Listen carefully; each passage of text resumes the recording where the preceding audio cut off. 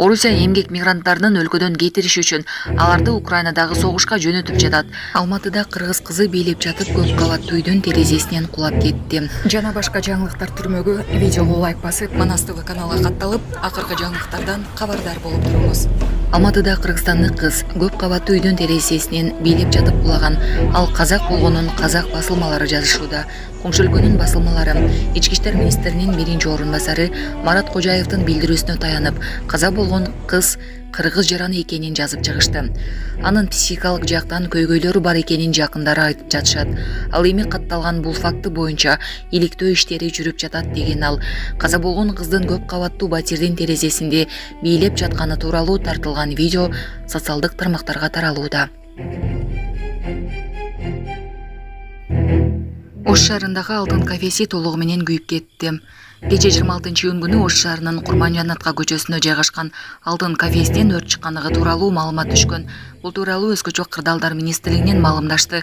Өрт өчүрүүгө саат 17:20 Ош шаардык номер 13 Өзгөчө кырдаалдар башкармалыгынан бир бөлүм, бир автошаты, саат 17:25 номер 13 Өзгөчө кырдаалдар башкармалыгынан бир бөлүм, саат 17:41 номер 85 Өзгөчө кырдаалдар башкармалыгынан бир бөлүм, саат 18:15 Ош шаардык номер 12 Өзгөчө кырдаалдар башкармалыгынан 2 бөлүм тартылган, жалпы 7 бөлүм, бир автошаты. Өрттүн жалпы аянты болжол менен 1100 чарчы метрди түзөт. Өрттүн кесепетинен жабыркагандар жок. Булак Серепкежи.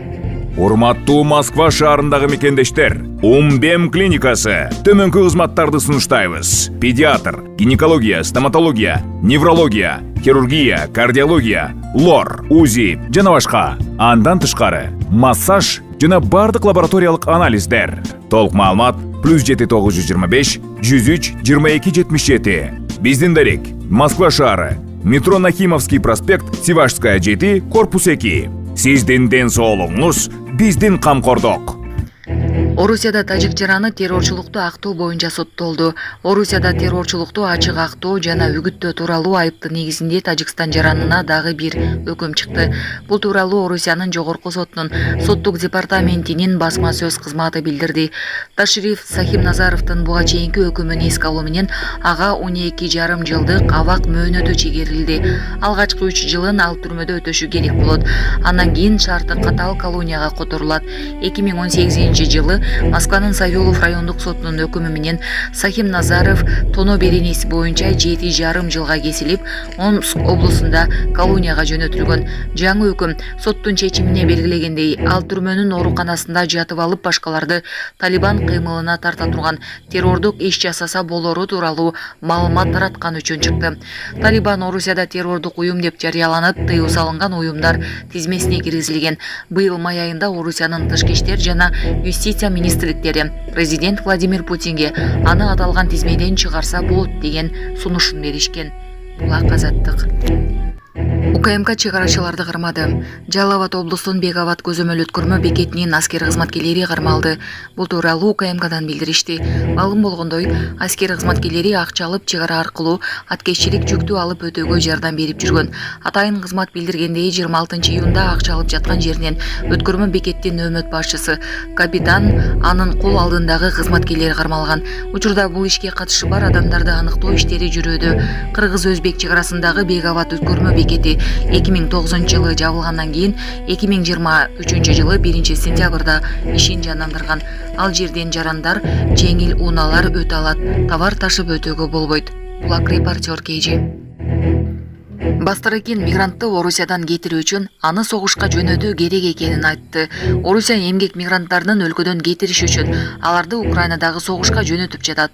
Бул тууралуу бүгүн 27-июнда Петербург эл аралык юридика форумунда сүйлөп жатып, Орусиянын тергөө комитетинин төрагасы Александр Бастырыкин билдирди. Биз мигранттар Орусиядан акырындап кете башташына алып келе турган бир амал таптык.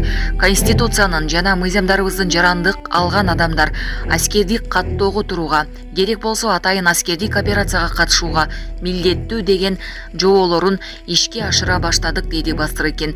Бастырыкин жакында оруш жарандыгын алган, бирок аскердик каттоого турбай жүргөн 30 миңдей чет өлкөлүк аныкталып, каттоого алынганын, алардын 10 миңге жакыны согушка жөнөтүлгөнүн айтты. айтты. Мигранттар окоп казганга да керек экенин айткан жетекчи, алар бүгүнкү күндө биздин тылдагы бөлүктөрдү толуктап жатышат деп кошумчалады. 2022 жылдын февралында Орусия Украинага кол салгандан тартып, орус бийлиги бул өлкөгө жумуш издеп барган Борбор Азиялык мигранттарды согуш таласына жөнөтүп жатканы кабарланып келет. Тергөө комитетин 2011 жылдан бери башкарып келе жаткан Бастырыкин мигранттарга каршы мамилеси менен белгилүү. Ал миграция мыйзамдарын катуулатуу керек деп эсептейт. Быйыл жазында Москвада Крокус-Сити борборунда кеминде 145 кишинин өмүрүн алган айтылган кол салуудан кийин да ал мигранттарга каршы билдирүүлөрдү жасаган. Расмий Бишкек Орусиянын Украинага каршы согушу боюнча бейтарап позицияда экенин кайталап келет. Орусияда мигранттарды согушка тартуу күчөп, ал тургай абактардан алып кетип жатканы белгилүү. Азаттык Вагнер жалданма тоонун катарында Украинадагы согушка барып, окко учкан кеминде 10дон ашуун кыргызстандыкты тактаган. Булак Азаттык.